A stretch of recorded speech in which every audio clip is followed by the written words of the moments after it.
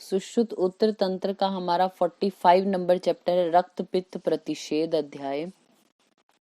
इसमें देखिए आप पेज नंबर 380 पे 380 पेज नंबर पे ये जो पूरा पेज लिखा हुआ है विमर्श का ही है वैसे तो, कि विभिन्न आचार्य के अकॉर्डिंग क्या है रक्त पित्त के बारे में। तो ऊपर से आप देखिए नीचे की तरफ आते हुए मिड से थोड़ा नीचे देखिए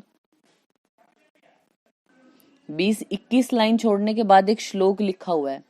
21 लाइन ऊपर से छोड़ के फिर एक श्लोक लिखा हुआ है, वो संप्राप्ति है रक्त पित्त की चरक आचार्य के अकॉर्डिंग।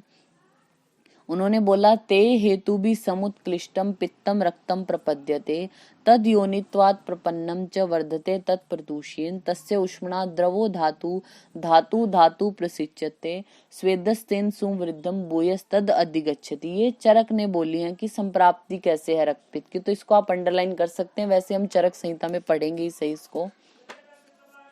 फिर आइए आप 7 नंबर श्लोक में 384 पेज पे 384 यहाँ पे बोला मार्ग भेद से साध्य साध्यता। अगर ऊर्ध्व रक्तपित्त है तो साध्य होता है, अधो रक्तपित्त है तो याप्य होता है। अगर दोनों मार्गों से प्रवृत्त हो रहा है तो उसको असाध्य बोला। ये आपको याद रखना है। नेक्स्ट 8 नंबर श्लोक को हाईलाइट कर लीजिए। रक्तपित्त के पूर्व रूप बोले गए 8 नंबर श्लोक में पेज नंबर 385 सदनम शीत कामित्वम कंठ धूमायनम वमी लोहो गंधिश्च निश्वासो भवंती अस्मिन भविष्यति। यानी भविष्य में होने वाले रक्त पित्त के ये पूर्व रूप हैं। कौन से? सदन, अंगों में शिथिलता होना, शीतल पदार्थों की इच्छा होगी, कंठ से ऐसा लगेगा धुआं निकल रहा है, वमी वमन होगा पेशेंट को, मुख से लोह की गंध आएगी या निश्वास से, और ये भविष्य में होने वाले रक्त पित्त के पूर्व रूप बोले गए।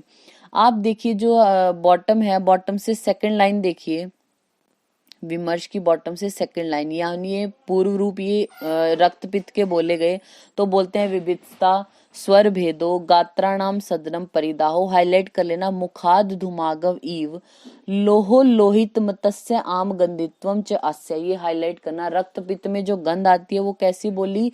लोहो के जैसी, लोहित के जैसी, मत्स्य के जैसी और आम गंधी। 4 प्रकार की गंध बोलते हैं आचार्य चरक।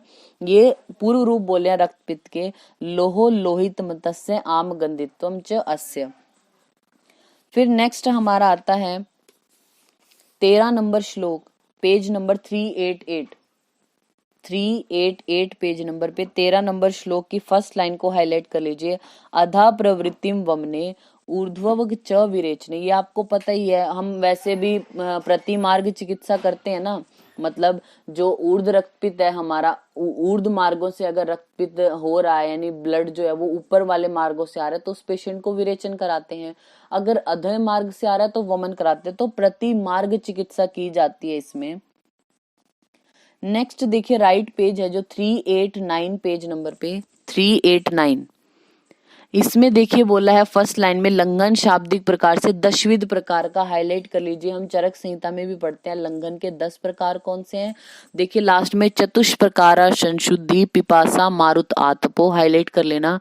पाचनानि उपवासश्च व्यामश्चेति लंघनम। 4 प्रकार की शुद्धि मतलब वमन है, विरेचन है, नस्य है और बस्ती। बस्ती में कौन सी? जो हमारी निरूह बस्ती है वो, अनुवासन बस्ती नहीं आती लंघन में। फिर पिपासा, मारुत और आतप का सेवन। पाचनानि उपवासश्च व्यामश्चेति लंघनम। ये 10 प्रकार का लंघन बोला गया है। 15 नंबर जो श्लोक है इसी पेज पे, इसके विमर्श में देखिए 15 नंबर श्लोक के विमर्श में चरक आचार्य ने स्पष्ट लिखा है कि ऊर्ध्व रक्तपित्त वाले रोगी को लंघन के बाद तर्पण आदि कराना चाहिए और अधो रक्तपित्त में लंघन के बाद पेय का प्रयोग कराना चाहिए। हाईलाइट करने ना, ऊर्ध्वगे तर्पणम पूर्वम पेया पूर्वम अधोगते।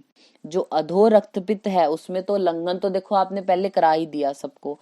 तो लंघन कराने के बाद जो ऊर्ध्व है उसमें तर्पण कराओ और अधो वाले में पेया देनी चाहिए। नेक्स्ट आइए 21 नंबर श्लोक। 21 नंबर श्लोक में हाईलाइट कर लेना आप दूर्वा वट जाश्च पल्लवान मधु द्वितीयान सित कर्णिकास्य च हितश्च खरजूर फल समाक्षिकम। ये हाईलाइट कर लीजिए। कॉम्बिनेशंस बताएं रक्त पित्त में, बोलते हैं दूर्वा और वट, इनके पल्व होते हैं यानी पत्र अंकुर हैं जो, उनको लेना चाहिए शहद के साथ मिला के, मधु के साथ। फिर द्वितीय क्या बोला, सित कर्णी, सित का मतलब व्हाइट कलर का, व्हाइट कलर का जो कर्णिकार है उसमें शहद मिला के ले सकते हैं। और थर्ड कॉम्बिनेशन हाईलाइट किया आपने, खरजूर फल समाक्षिकम, जो खरजूर फल है उसको माक्षिक शहद के साथ मिला के, तो रक्त पित्त में बोले गए हैं, हाईलाइट कर लेना इसको।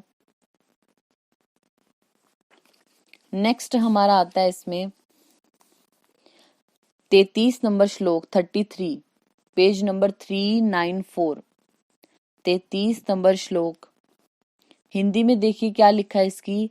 जो तुरंग होता है, तुरंग बोलते हैं घोड़े को, उसका वर्च, तुरंग जो है उसके वर्च, इसके स्वरस में उतना शहद मिलाकर पीना चाहिए। वृष होता है यानी अड़ूसे के स्वरस जो वासा है वो, उसमें शर्करा और मधु मिलाकर पीना चाहिए।